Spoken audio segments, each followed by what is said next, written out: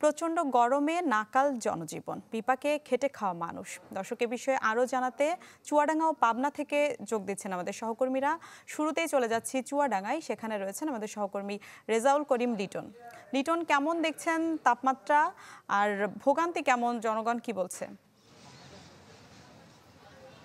মিলা, আপনি জানেন যে গত 3 দিন ধরে দেশের সর্বোচ্চ তাপমাত্রা বিরাজ করছে দক্ষিণ পশ্চিমের এই জেলা চুয়াডাঙ্গাতে। 40.8 ডিগ্রি তাপমাত্রা এই জেলায় উঠে গেছে। এই জেলায় মরুভূমির মতো তাপমাত্রা এই এলাকার মানুষ যেটি বলছেন। তো এই যে তীব্র তাপদাহ চলছে, তীব্র তাপদাহে সাধারণ মানুষের জনজীবন একেবারে অতিষ্ঠ হয়ে উঠেছে। বিশেষ করে যারা খেটে খাওয়া মানুষ, কৃষক, শ্রমিক, দিনমজুর, ভ্যান চালক, তারপর আপনি জানেন ফুটপাতে যারা করে খায়, চর্মকার, মুচি, তারা কিন্তু একেবারেই তাদের কর্মহীন হয়ে পড়েছে। আমি এখন আছি শহরের একটি বাস স্ট্যান্ডে। আপনি দেখবেন যে এই ভ্যানগুলোতে কিন্তু ভ্যান চালকরা তাদের বসতে পারছে না রোদে, তাদের ভ্যান রেখে তারা ছায়ায় বসে আছে এবং তাদের যে রুটি রুজি, তাদের জীবনযাত্রা থমকে গেছে এই অবস্থা। এবং দুপুর 12টার পর থেকে রোদের আগুনে যেন ফুলকি ঝরছে, বাইরে বের হওয়া যাচ্ছে না। ইতোমধ্যে আপনি জানেন যে 36 ঘন্টার হিট ওয়েভ ছিল সারা দেশেই। তো এই হিট ওয়েভের যে সতর্কতা জারি ছিল তার মধ্যে চুয়াডাঙ্গাও ছিল।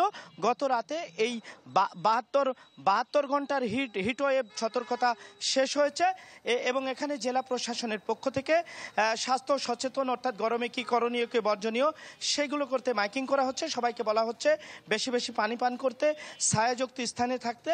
তো সব মিলিয়ে এই অবস্থা চুয়াডাঙ্গাতে। আর এই পুরো এপ্রিল মাস জুড়ে তাপমাত্রা এরকম অবস্থা থাকবে। আবহাওয়া অফিস বলছে যে আগামী দিনে তাপমাত্রা আরও বেড়ে যাবে। তো এই জেলার মানুষ একটু প্রত্যাশা করছে এক পশলা বৃষ্টির, একটু স্বস্তি খুঁজতে চেষ্টা করছে। মিলা। লিটন, আপনাকে ধন্যবাদ। দর্শক, এবার চলে যাচ্ছি পাবনাতে, সেখানে রয়েছেন আমাদের আরো এক সহকর্মী Shahin Rahman. Shahin, Walton air conditioner exchange অফারে স্প্লিট এসিতে 23,000 টাকা পর্যন্ত নিশ্চিত ছাড়। দুর্ভোগ কতটা দেখছেন? মিলা, পাবনার পরিস্থিতি ঠিক চুয়াডাঙ্গার সাথেই বলা যায় যে গত কয়েকদিন ধরে একই পরিস্থিতি বিরাজ করছে। অর্থাৎ চুয়াডাঙ্গায় 40.8 ডিগ্রি সেলসিয়াস যেখানে তাপমাত্রা উঠেছিল, সেখানে পাবনায় কিন্তু সর্বোচ্চ তাপমাত্রা গত বুধবার উঠেছিল 40.5 ডিগ্রি।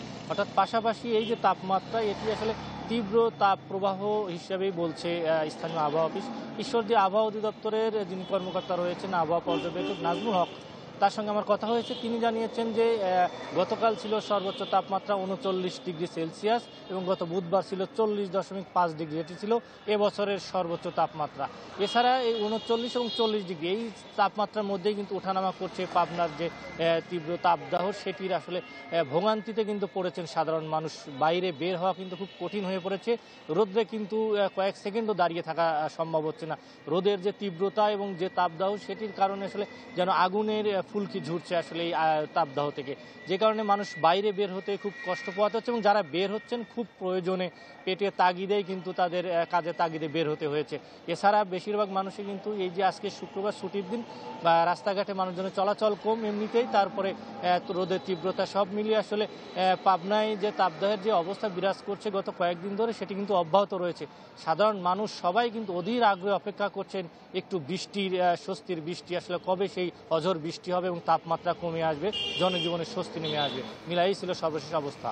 শাহিন, আপনাকে ধন্যবাদ। দর্শক, তীব্র গরমে জনদুর্ভোগের খবর জানাচ্ছিলেন আমাদের সহকর্মীরা।